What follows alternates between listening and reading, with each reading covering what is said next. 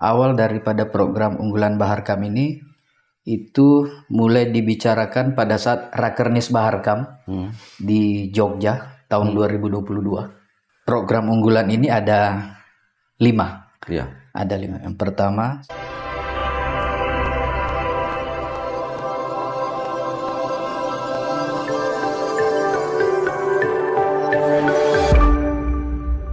apalagi di podcast Presisi Polda Sulteng bersama saya Roni Sadi, dan hari ini kita akan berdiskusi terkait dengan program unggulan Baharkam Polri di wilayah perairan Polda Sulteng.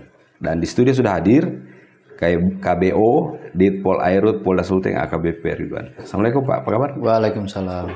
Sehat Pak? Alhamdulillah sehat. Sehat, baik. Nah, sebentar Pak, kita akan banyak diskusi soal program unggulan Baharkam karena ini mungkin program secara menyeluruh Pak ya di seluruh jajaran. Tapi saya belum mau ke situ Pak. Ya. Nah, mungkin publik atau penonton podcast Presisi ingin tahu dulu kalau waktu saya SMA Pak, itu kan ditanya cita-cita apa begitu. Nah, saya juga ingin tanya soal itu Pak, waktu SMA Bapak bisa cita-cita jadi polisi itu bagaimana bisa nanti menginspirasi buat anak-anak muda ini bahwa nanti kalau mau masuk polisi itu bukan sekedar cita-cita, ada hal yang harus dituju gitu. Silakan Pak. Ya. Terima kasih host. Baik. Saya memang kalau dari kecil dulu, memang cita-citanya ABRI lah. Zaman itu masih ABRI sebetulnya. Oh iya, jadi masih satu ya. Saya tidak terlalu berpikir itu matra apapun. Yang penting ABRI zaman itu. Jadi saya untuk belajar push up saja itu dari SMP kelas 1 Pak, saya sudah persiapannya untuk fisik. Oke. Restock. Baik. Itu dari SMP saya sudah persiapkan. Siap. Namun nanti akhirnya begitu SMA, saya lulus SMA, saya memutuskan saya biar kuliah dulu. Oh gitu nanti. Karena setelah kuliah masih ada jalurnya. Kita setelah sarjana ada jalur masuk ke ABRI waktu itu. Siap. Itu yang jalur kalau zaman dulu namanya wajib militer, Wamil. Nah, zaman saya namanya SEPA PK, ABRI. Dan saya angkatan terakhir. Jadi masih pendidikan di Akademi Militer 7 bulan, kemudian di Akpol 4 bulan. Demikian Mas. Jadi waktu itu sempat kuliah, kemudian pilih untuk jalur polisi di sarjana gitu ya.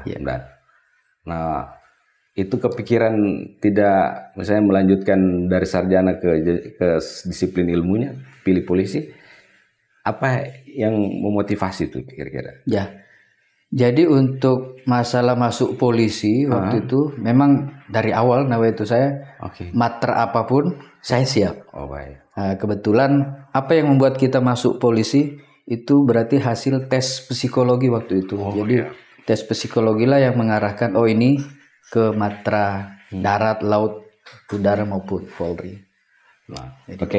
Baik Pak, kita langsung ke inti pembahasan kita. Saya kira publik Sulawesi Tengah juga penonton podcast Presisi juga ingin tahu nih Pak, ada program unggulan Baharkam Polri di wilayah perairan Polda Sulteng. Nah, kira-kira Pak yang bisa kita jelaskan ke publik soal program ini apa ini Pak ya? Program unggulannya ini. Ya, baik saya mulai. Jadi program unggulan Baharkam Polri ini sebenarnya kan kita di jajaran Baharkam itu ada 4 satker Pak. Ya, baik. Ada Direktorat Bimas, Samapta, Opfit, dan Pol Airut. Kita punya Kabaharkam sekarang itu Bapak Komjen Pol Dr. Fadil Imran, MSI. Beliau Kabaharkam kita, dan awal daripada program unggulan Baharkam ini itu mulai dibicarakan pada saat Rakernis Baharkam di Jogja tahun 2022. Dan sejak pertama kali didengung-dengungkan terus digiatkan dan tiap 3 bulan di ANEP baik dari tingkat Baharkam maupun Korpol Airut sendiri. Jadi kayak terakhir ini itu ada STR, STR 215 bulan 5 2024 mengingatkan kembali untuk terus menggiatkan, karena kegiatan ini diharapkan bisa merebut hati masyarakat, semakin mendekatkan kita dengan masyarakat, dan kita juga tahu apa sih di masyarakat ini, di lingkungan tertentu mereka sedang ada masalah apa, untuk kita carikan solusi bersama. Bukan berarti kita yang paling betul, tapi kita rembukan, bicarakan dengan komponen dari masyarakat setempat. Dan kita juga menindaklanjuti di tingkat direktorat. Kita juga mengirimkan surat telegram ke jajaran, itu kemarin ST10 bulan 8 tahun 2024 pada tanggal 1 bulan 7 kita keluarkan. Dan untuk program unggulan ini ada 5. Ada 5. Yang pertama Sambang Nusa Presisi, kemudian Polisi RW, Klinik Terapung, Perpustakaan Terapung, dan Sapu Bersih Sampah Laut. Gitu. Jadi lebih ke ini Pak, lebih luas ya, urusan lingkungan, masuk juga kesehatan, masuk juga. Nah di program unggulan ini Pak, apakah fasilitas misalnya seperti fasilitas kesehatan itu ada standby di Palu, atau nanti kalau misalnya dibutuhkan dalam kegiatan-kegiatan sosial atau ada yang diperlukan misalnya bencana, kemudian misalnya dari Makassar digeser ke sini, atau ada yang standby di sini? Jadi begini Pak, untuk khusus klinik terapung itu kita serahkan sepenuh kepada personil kita yang ada di jajaran. Itu semacam kita di Polda itu kita bergandengan tangan dengan Dokes di Dokes. Kemudian di kabupaten seperti yang dilaksanakan di Satpol Airut Donggala, itu mereka menggandeng dinas kesehatan setempat. Jadi pada saat turun, mereka turun sama-sama menyambangi masyarakat pesisir. Nah, di samping itu di beberapa satuan yang mempunyai petugas di klinik itu juga bisa turun bersama-sama. Selain patroli perairan, mereka juga sambil melaksanakan kegiatan-kegiatan yang kita rasa bisa ada manfaatnya buat masyarakat pesisir. Baik. Kalau klinik itu Pak untuk umum atau khusus anggota Polri? Umum. Dia bukanya ada di waktu-waktu tertentu atau seperti pada umumnya rumah sakit, atau mungkin ada beberapa titik misalnya ke Donggala dulu, pesisir-pesisir yang harus didekati? Sebenarnya itu kita serahkan sepenuhnya kepada anggota kita yang ada di jajaran. Namun selama ini yang sudah jalan itu mereka sebelum mengunjungi suatu tempat, mereka akan koordinasi dulu. Baik. Nanti pada hari ini kita akan ada patroli perairan sambil menyambangi masyarakat setempat.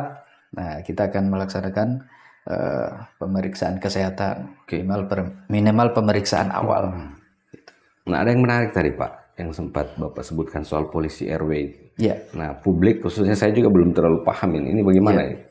Polisi RW tugasnya bagaimana? Apakah memang dia ditempatkan di RW, setiap RW, ketika misalnya ada hal-hal yang dibutuhkan masyarakat, polisi bisa lebih dekat lagi? Kan ini sudah ada Babin Pak ya? Ada lagi polisi RW ini. Nah, perlu juga kita jelaskan ke publik Pak, saya kira. Jadi ini Pak, perlu saya jelaskan bahwa sebenarnya polisi RW ini lebih kurang sama saja dengan Babin, cuma ini dalam skup yang lebih kecil lagi. Kalau Babin Kamtibmas kan dia di satu desa secara keseluruhan atau kelurahan. Kalau untuk polisi RW dia di tingkat RW.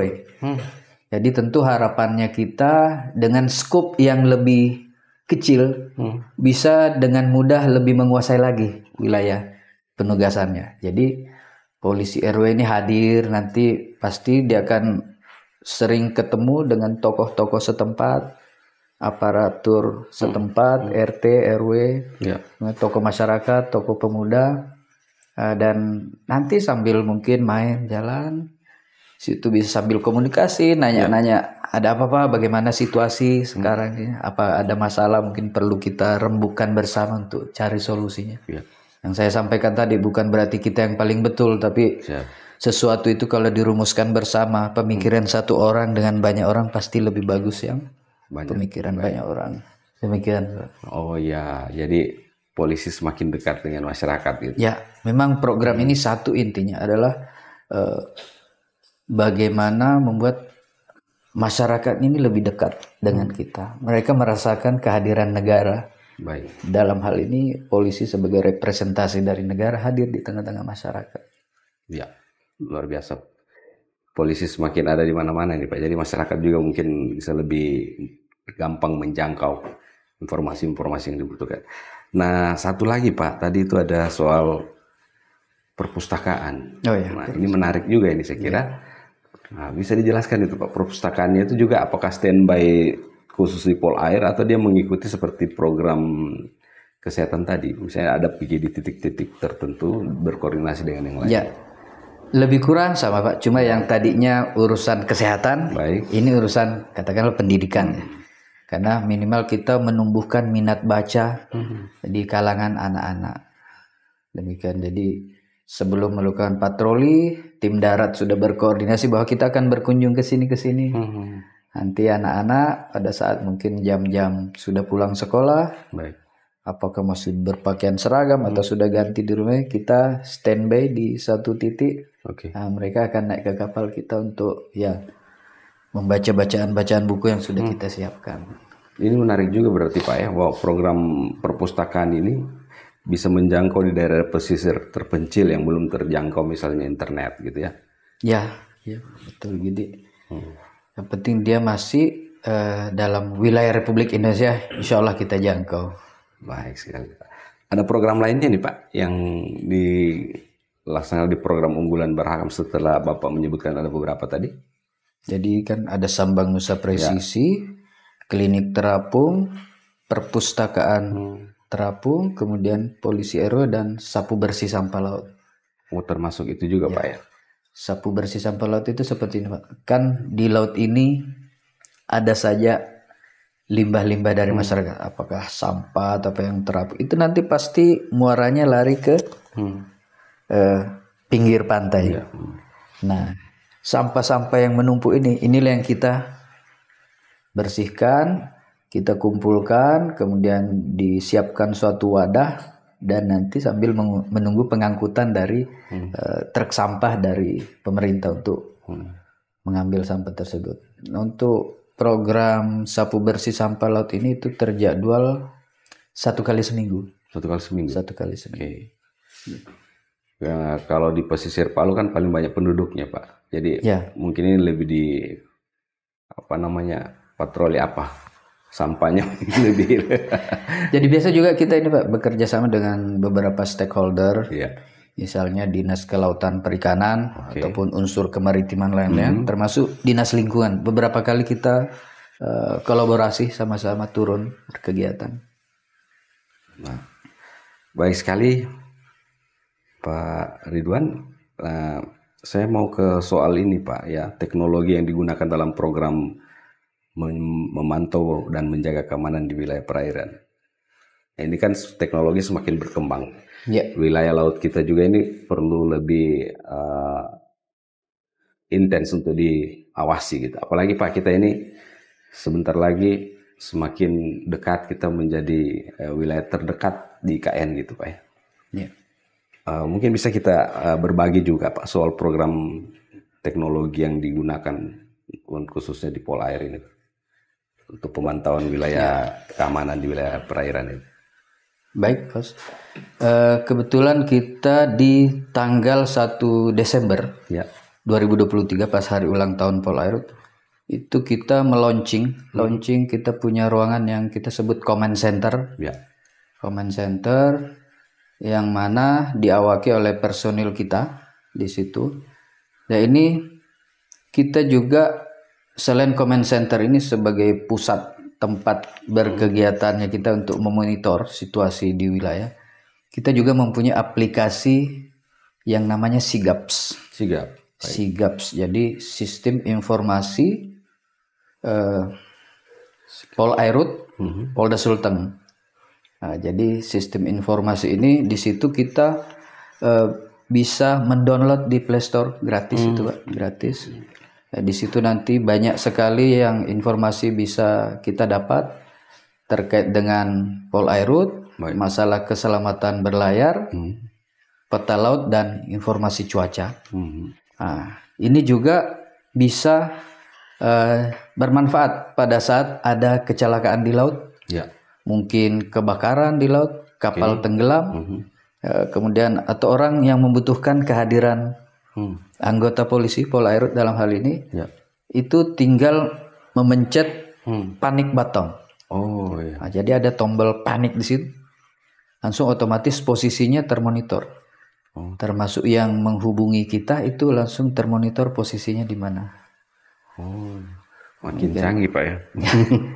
Ya kita, dan saya juga tidak tahu ternyata pada saat kunjungan dari Bakamla beberapa waktu yang lalu, dari beberapa staf dari Bakamla berkunjung ke tempat kita, disampaikan bahwa dari sekian Ditpol Airut yang sudah dikunjungi baik di Sumatera, Jawa maupun Kalimantan, ternyata baru kita yang ditemukan mempunyai command center dan mempunyai aplikasi yang namanya Sigaps tadi.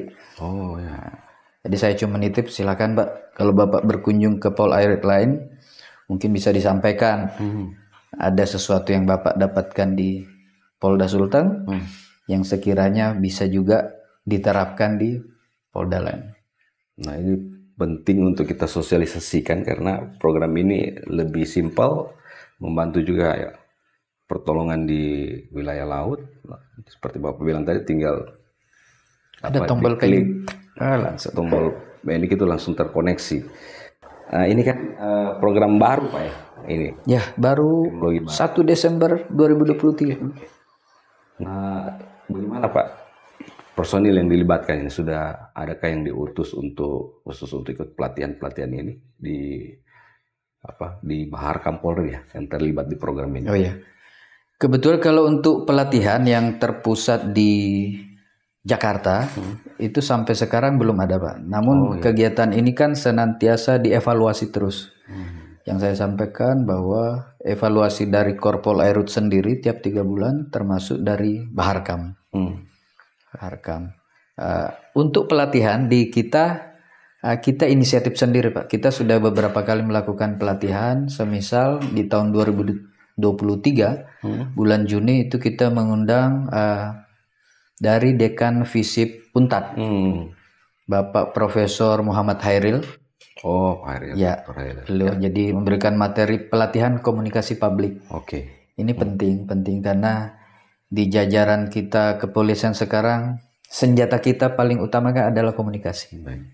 Bukan pistol atau bukan itu.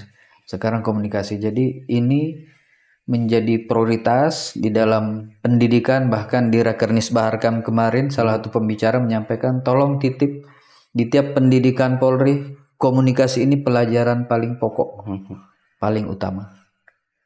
Seperti itu. Jadi kita juga sudah memberikan pelatihan ilmu hukum kepada anggota yang akan turun ke lapangan. Mungkin nanti masyarakat bertanya masalah hukum. Itu salah satu guru besar dari Untat, Profesor Wahid. Kita hadirkan di sekitar bulan Juni, 14 Juni 2023. Kemudian belum lama ini, tanggal 12 Juni 2024, kita mendatangkan pakar motivasi dan komunikasi.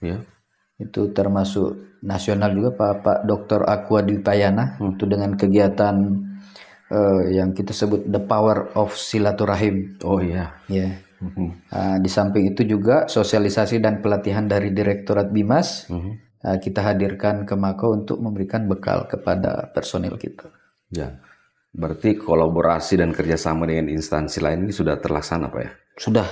Kalau dengan instansi lain sudah, kita di unsur kemaritiman ini ada dari Lanal, Dinas Kelautan Provinsi, kemudian ada Basarnas, Bea Cukai, kemudian KSOP atau Syah Bandar.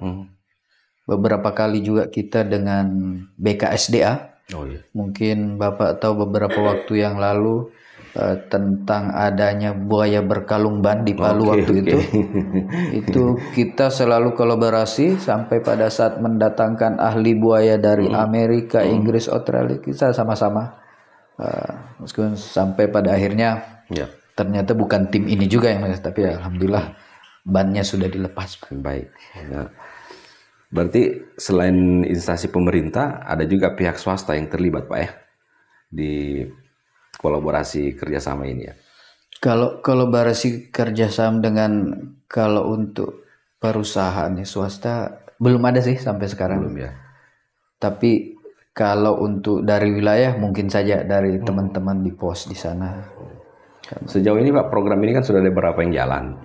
Kalau Bapak melihat dampak positifnya bagi masyarakat pesisir itu bisa dicontohkan mungkin Pak di program yang sudah berjalan ini ya, di masyarakat pesisir dan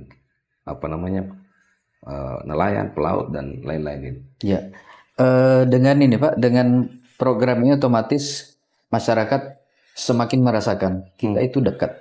Oke. Selalu ada di tengah-tengah mereka, sehingga diharapkan informasi-informasi apapun dari masyarakat itu cepat kita dapatkan, sehingga kalau itu suatu masalah kita segera selesaikan, cari solusinya bersama-sama, dan komunikasi juga semakin dekat dengan masyarakat. Mereka betul-betul merasakan kehadiran kita.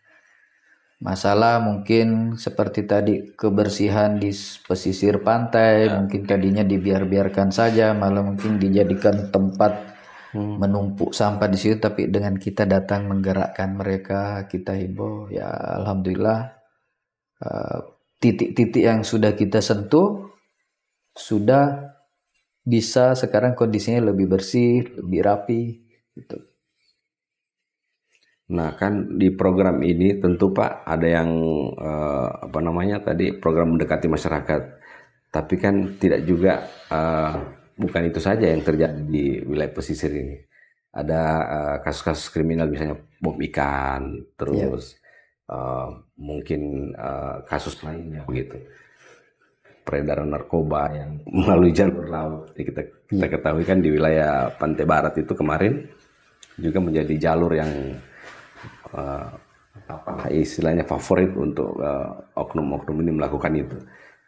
Dalam beberapa kasus situasi yang terjadi dalam penyelesaian kasus-kasus ini, program ini bagaimana Pak ya sinkronisasinya ya dalam penegakan hukum gitu ya? Iya. Adakah kasus yang sudah ditangani di Polair dalam beberapa waktu terakhir ini? Baik Pak, bisa saya sampaikan bahwa semenjak adanya program unggulan Baharkam ini, bahkan sebelumnya dari kita sudah ada beberapa katakanlah permasalahan kasus yang timbul di masyarakat. Alhamdulillah, meskipun katakanlah bukan 100% dari kita, tapi kita berkolaborasi dengan masyarakat, itu kasus bisa diselesaikan. Misalnya ada kami punya anggota yang namanya Bribka Samsudin. Oke. Itu pernah di sekitar bulan Januari 2023 itu terjadi kasus ini Pak, perkelahian anak di bawah umur. Oke. Ini nanti karena sekarang juga kita sedang galak-galakkan bahwa masalah hukum tidak mesti harus berakhir di meja hijau. Oke. Ada yang namanya restoratif justice. Oke. Ya. Itu Pak, mengedepankan restoratif justice. Jadi dengan Bribka Samsudin ini turun, kemudian mengkomunikasikan dengan aparat setempat dan orang tua korban. Alhamdulillah kasusnya bisa diselesaikan. Kemudian kita punya pengemban polisi RW juga Pak Harisolon, namanya Harisolon. Itu pernah ada pencurian di lokasi Galian C. Ya, oke. Saya punya almarhum Pak Patilambu punya tempat di situ. Pelakunya kemudian didapat Pak. Namun kemudian dengan kita komunikasikan dengan pemilik perusahaan juga bisa diselesaikan dengan cara restoratif justice. Kemudian kita punya anggota juga yang polisi RW Pak Made Dwi, itu di dusun Suradeka Desa Labuan. Beberapa waktu terjadi pencurian yang cukup meresahkan. Satu kali waktu ketangkap pelakunya, ketangkap, kendaraannya sepeda motornya tertinggal di TKP. hampir dibakar oleh massa, namun kehadiran anggota kita bisa mencegah itu semua.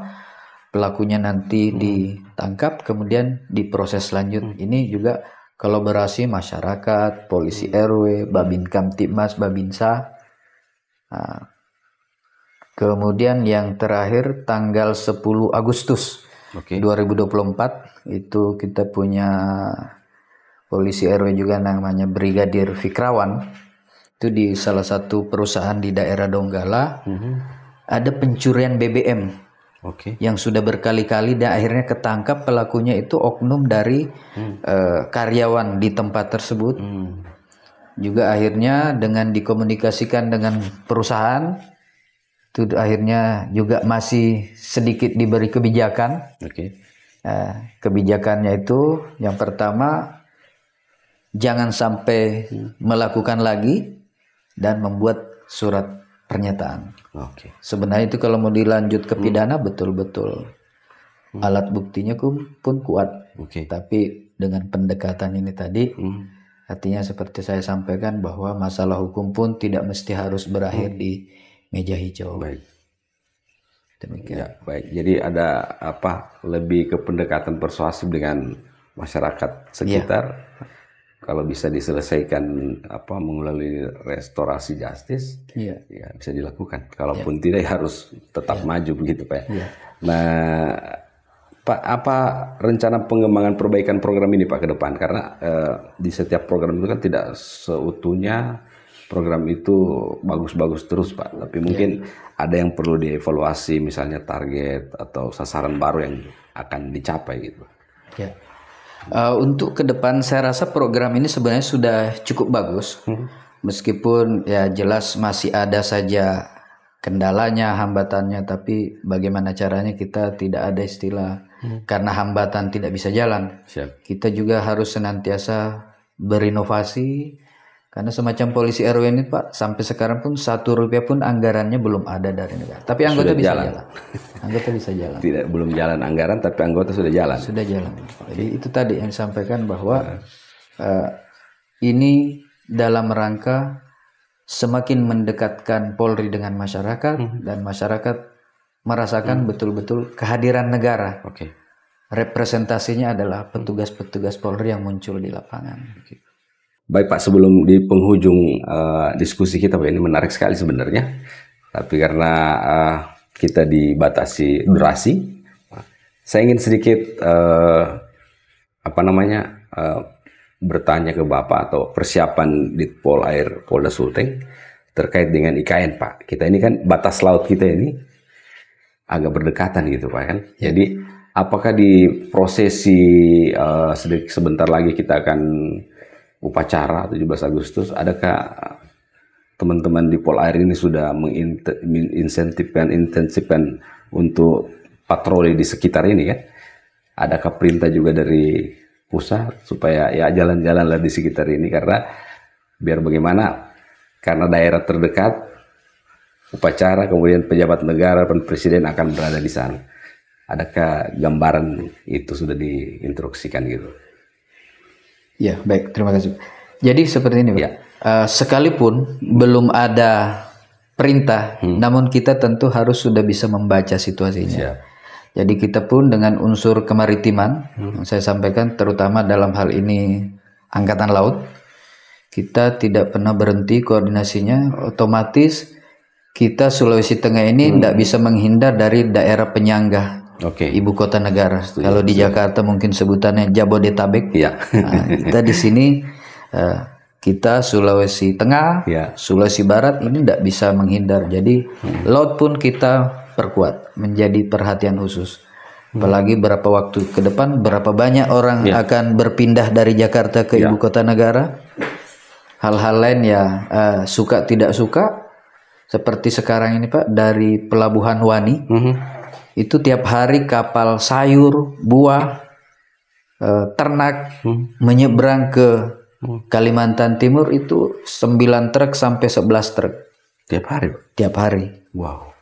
Jadi kalau IKN sudah jalan, lebih banyak lagi? Pastinya lebih banyak lagi. Lebih padat lagi. Belum lagi Pelabuhan Baru Donggala sudah mulai beroperasi. Jadi itu semua sudah upaya-upaya untuk dalam rangka memperkuat wilayah perairan kita. Lebih banyak lagi tugas Pak berarti. Pasti lebih banyak. Baik. Ya Pak, seperti saya sampaikan tadi bahwa kita sudah di penghujung. Mungkin apa yang bisa Bapak sampaikan ke publik terkait dengan program tadi Pak yang sudah kita diskusikan cukup panjang gitu, semacam harapan mungkin ke masyarakat dengan program unggulan Barahakam Polri. Silakan. Ya, baik, terima kasih. Jadi harapan kita kepada masyarakat, khususnya masyarakat pesisir Sulawesi Tengah, bahwa kami Direktorat Perairan dan Udara Polairut Polda Sulteng selalu ada dan hadir di tengah-tengah masyarakat. Kami punya program unggulan yaitu Sambang Nusa Presisi, Klinik Terapung, Perpustakaan Terapung, Polisi RW, dan Sapu Bersih Sampah Laut. Kami harap apa yang sudah berjalan selama ini terus kita laksanakan, kita tingkatkan sehingga bisa bermanfaat dengan baik kita rasakan bersama, terutama bagi masyarakat pesisir. Ada masalah apa, sampaikan ke petugas kami, masalah hukum, apapun yang ada di lingkungan masyarakat, jangan segan-segan disampaikan ke kita. Kita hadir sebagai representasi dari negara, hadir di tengah-tengah masyarakat. Baik, terima kasih Bapak KBO Dit Polair Polda Sulteng AKBP Ridwan atas waktunya merespon undangan podcast Presisi Polda Sulteng. Terima kasih. Next time Pak, kita undang lagi untuk diskusi lebih banyak. Baik, saya izin pamit. Roni Sandi, terima kasih atas kebersamaan Anda. Assalamualaikum warahmatullahi wabarakatuh. Salam presisi.